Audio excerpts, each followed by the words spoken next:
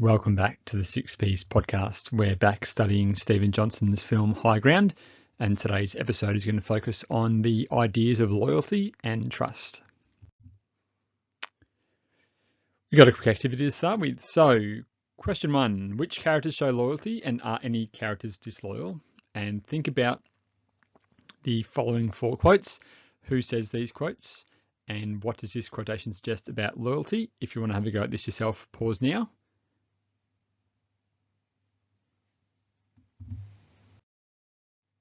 All right. Can't share a country, Claire, is from Eddie. And the idea I said, just sort of talks about loyalty to culture is divisive in post-colonial Australia. The quote about he kills his own is about Walter, and that comes from a First Nations person on a mission. It's also in the Yolngu tongue. The idea I would think about that is just this idea about disloyalty to culture. They're dead. What matters is that we act as a unit. It comes from Eddie. It talks about unquestioned loyalty to suppress the truth. And the last one, what are we going to do with him? He's a good man. That's about Travis when he gets captured. Really cool scene. He's sort of trapped physically as well by the rock, by the land. But we've got Darpa and Gutchuk talking there, and the idea that loyalties are very complex.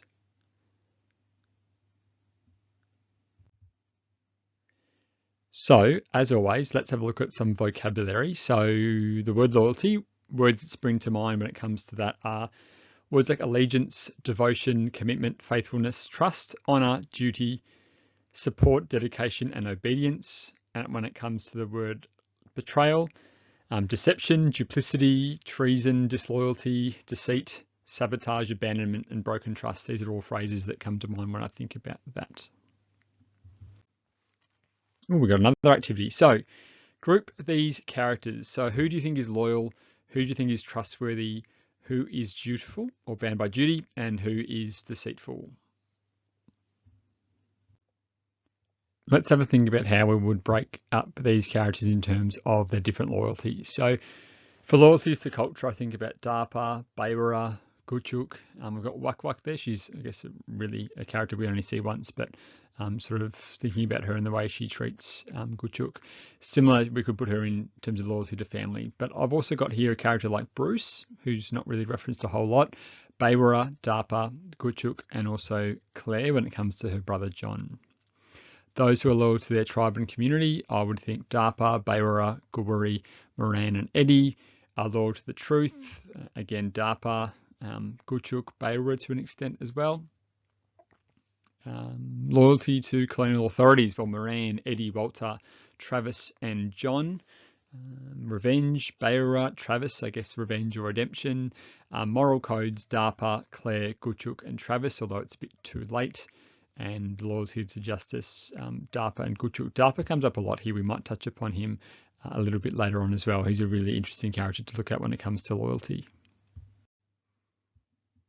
So the most obvious idea that students discuss when it comes to the film, and it makes sense too, is this idea about loyalty to culture, because the film was initially set up as a divided society between two cultures. We see that in the initial massacre. Loyalty is literally a dividing force. It's reflected through aspects like clothing, weapons, and language too. You've got Eddie, who himself states you can't share a country, and the fact there are two types of thinking.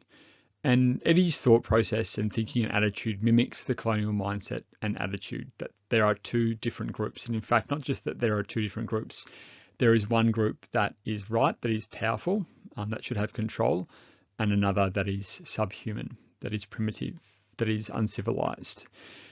It is not binary. It is not a dichotomy, however, with many characters traversing the cultural barrier. So Gutchuk obviously is raised on a mission. He is caught between two cultures literally through his names. He's Tommy and he's Gutchuk. We've got Claire as well, who speaks the Yolngu language. We've got Travis, who builds a rapport with Gutchuk, and we've got Walter, who is Indigenous, but also a police officer. In this scene, you'll see the negotiation scene. We have a clear divide of culture. What is interesting, obviously, here is that Travis is situated in the middle of them. Have a think about other examples of loyalty to, or disloyalty, I guess I should say, to culture that you can think about in the film. Here are some of my examples. So I often tell students with this particular scene, pick at least one frame and consider film techniques and how they relate to loyalty. So I'm happy to walk through these with you together. We've got the top left, which is when DARPA comes with his group. He's leading from the front. They are grouped very close together.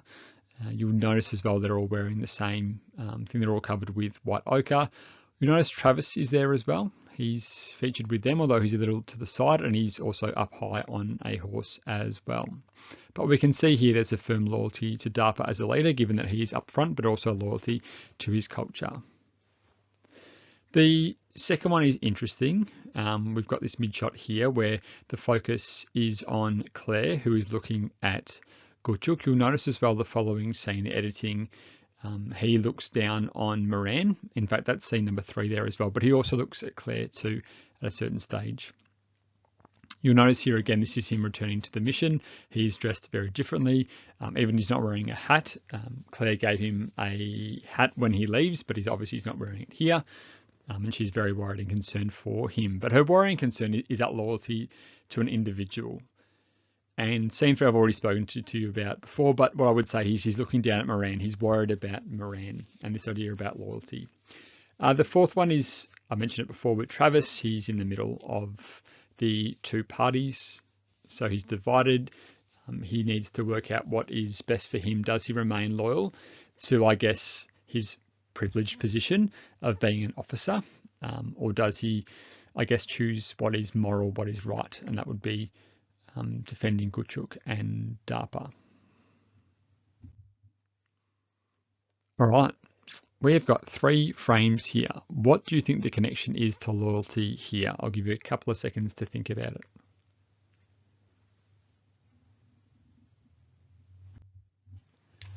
Hopefully you guessed. Well, firstly, I'll start by saying that there are other themes connected to loyalty.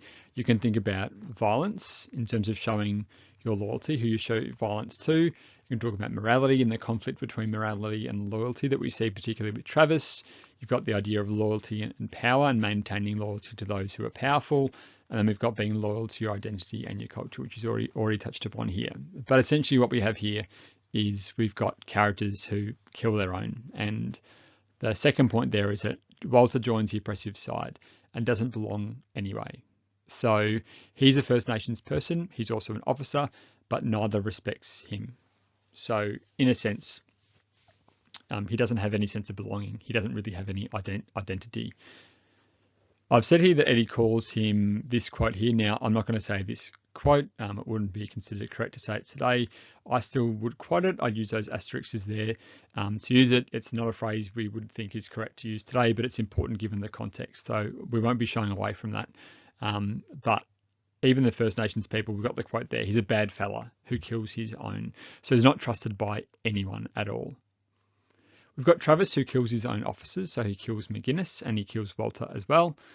He also kills Beira too. And while he's disloyal to the police force, he's loyal to his moral code in terms of killing his own. So there's reasoning behind it. He realizes they've done the wrong thing and he tries to, I guess, redeem the position that he's in, that position of power and control that he holds at the high ground. When things get out of control, he does this to try and make up for that. Something to note too with Claire, obviously, she similarly kills, well, you can say that she kills Eddie to protect Gutchuk, but also, in a sense, to stand up for herself and to make a stand against the oppressive colonial forces.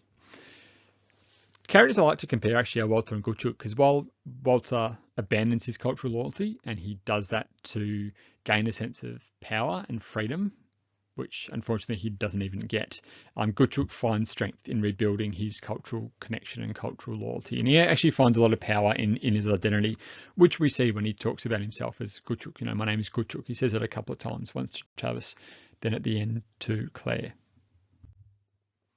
The second example I want to have a think about is following the initial massacre. And Eddie's loyalties are based on suppressing the truth. So this idea about loyalty to the truth or disloyalty to the truth. So Eddie states what matters is that we act as a unit rather than answering the question which Travis asks him, which is who shot first. For Travis, it's very much an us versus them scenario. Now, Travis is interesting because initially he's loyal to the truth. He says, I think we tell him being Moran, what happened. He also says, I'm not lying. He's going to be honest and truthful. But he flees and he says, I'm not sticking around. He literally, and this is shown through a long shot, he literally turns his back on the situation and the truth. And here we see his privilege. Now, when these two characters are reunited, it's Eddie that says, don't tell me it doesn't haunt you, that you don't want it off your back. And this could be an idea about loyalty leading to, I guess, a sense of trauma, but also that loyalty leading to a sense of guilt. This idea about having loyalty to colonial powers. Johnson critiques how colonial institutions demand loyalty, but offer no moral clarity or justice in return. And therefore he exposes the emotional and ethical cost of remaining loyal to a corrupt and violent system. And this tracks throughout the film, particularly with Travis. He's caught in this sense of limbo, but not knowing what to do. And unfortunately, because all the power that he really has is his skills in terms of violence and shooting, it only leads to further violence, and it sort of leads to further inner conflict and inner turmoil for someone like Travis. Loyalty definitely isn't, and pardon this expression, but it's not black and white. It's much more complex than that. I also think it's important to bring up the idea of war, because the text explores blind and unquestioned loyalty against the backdrop of the post-World War I context, which is where Eddie and Travis both served. And, it was unquestioned loyalty towards, well, in this case, the British Empire in World War I. That's why Australian troops went. We've read all quite on the Western Front before in years gone past, this idea about going over the top. Soldiers would run at the enemies with no protection at all because that was their duty. And that word is mentioned in the film as well, duty. We might get to that. I think that comes up in one of the following slides if I haven't mentioned it already. Two quotes which I guess reflect this war mindset. Eddie, I've already mentioned this quote, but Eddie says, what matters is that we act as a unit. And then Moran says, we got through the war by sticking together and by trusting each other. With Moran and Eddie, they are both loyal to the Crown. You'll notice that they are two characters, and there's some symbolism here, who on their hats, they have badges at all times, whereas the other characters don't have that. So Travis doesn't have that. You could say that the fact he doesn't have a badge on his hat could mean that he doesn't sort of show any loyalty there, or perhaps he doesn't want to be connected to that. Yet, while they both are loyal to the Crown, they don't actually have complete control or authority. They are subservient to other people. So Moran is the second most senior officer. And Eddie, as Walter says, in World War I, he questions him saying, didn't you do any of the shooting yourself? He says that to Eddie, and no, he didn't. He was a spotter. Travis did all the killing. And we can see this idea about Travis sort of getting all the glory, whereas Eddie doesn't, and how that sort of eats away at him, given his loyalty to the war service. Note in the ending of the film that both Eddie and Moran are killed by suppressed factions of society. So Eddie is killed by Claire, who's a woman, and Moran is killed by Gutchuk, who's a First Nations person, and both use colonial weapons, both use guns. And they both pay the ultimate price for their unchecked loyalty, and you could say for their immoral behaviour. I really want to talk about Darpa. I think he's a really good character to write about. I don't think enough students write about him, but I think he's a really great character to talk about in terms of one, being a leader, but also in terms of this idea about loyalty. In his dealings with both Travis and Moran, Darpa showcases his firm yet considered loyalty to his family and culture through his decision to negotiate and seek Makarrata. The quote I like which he says is, we need to look after our own. And then inclusive language there in terms of his own family and his tribe. When Travis reveals Beowulf's actions that he killed a white woman, we have this close-up shot that I've just popped here in the bottom right-hand corner, a close-up showing his disapproving face. But while he is disappointed and he doesn't agree with what Beowulf has done, he says he's not giving up his son. He's not giving you his son. I'm not giving you... it's a translation, from Gutchuk. This is why it can be very confusing. He's not giving you his son. That's what Gutchuk says, having translated those words from Darpa. Travis says, but if he comes with you, will his family be safe? And I like this quote because Travis actually says, I don't think so. Travis shows a bit of disloyalty. He shows, I guess, this idea that he's not fixed towards a colonial perspective.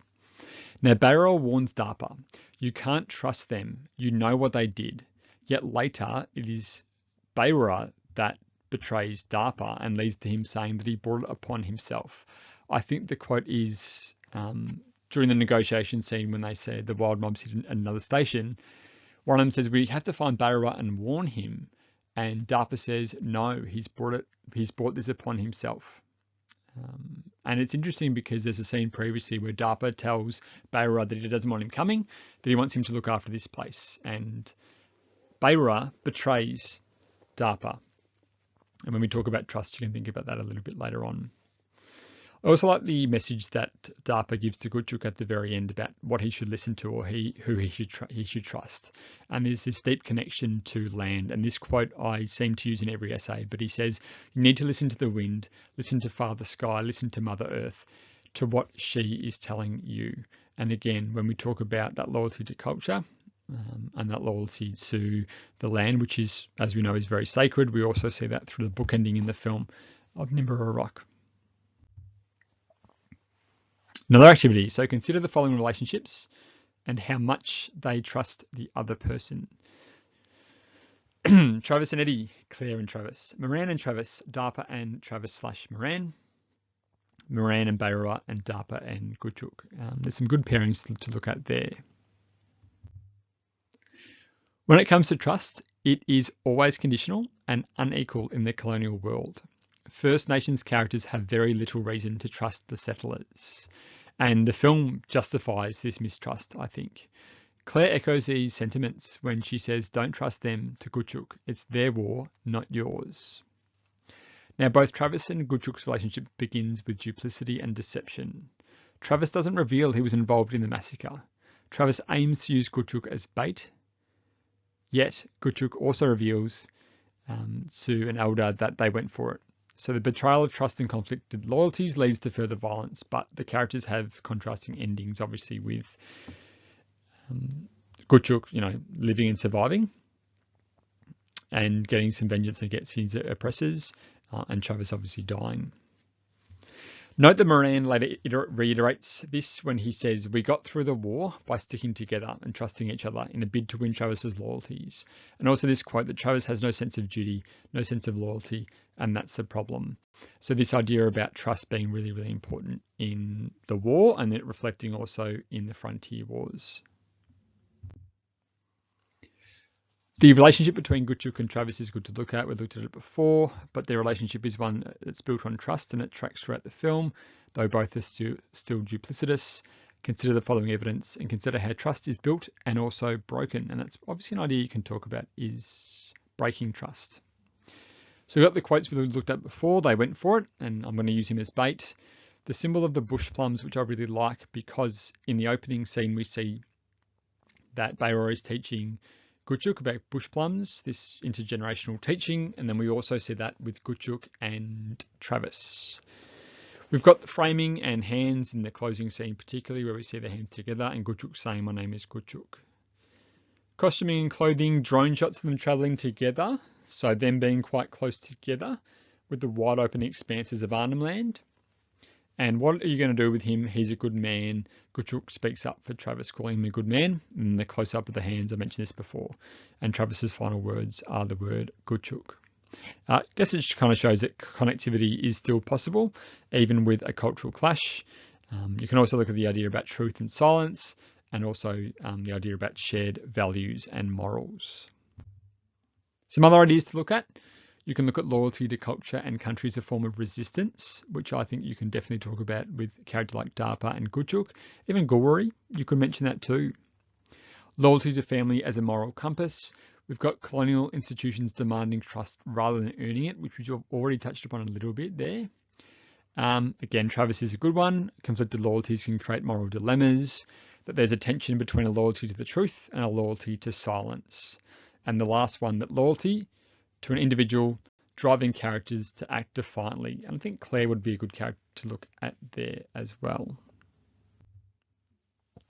Now, overall, Loyalty is presented as something that is quite complex and often a conflicting force, which can inspire acts of courage, justice and cultural preservation, but also perpetuate violence, silence, and betrayal when tied to oppressive systems.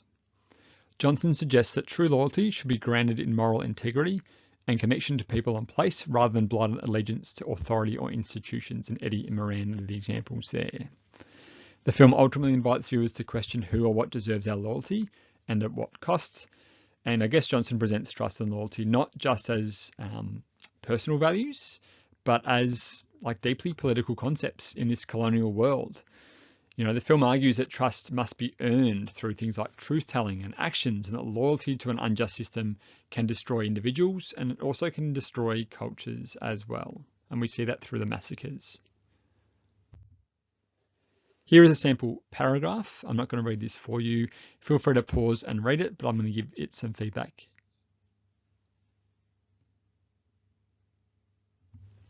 So the positives with this one, I like the fact that it has a clear, consistent and relevant idea about, concealing true intentions to demonstrate an underlying loyalty to culture. It's also very well structured there too. There's evidence in there in terms of film techniques and quotations. Areas to improve, I felt the vocab could be worded up a little bit. The written expression could be a little bit more complex. I would have liked maybe an additional character. Kutchuk seems to be heavily focused on here, but I think it was always good to look at two different characters, and maybe somewhat more authorial intent, or directorial intent, I should say, in this would be really useful in terms of pushing it up from that 6 to 7 out of 10 to something a little bit stronger. So this was an essay topic in 2023, that Travis has no sense of duty and no sense of loyalty, and that high ground presents different understandings of loyalty. We've actually seen this kind of question in the last 2 years, like the different ideas about truth and different ideas about loyalty. So I have got some key quotations for you to look at there.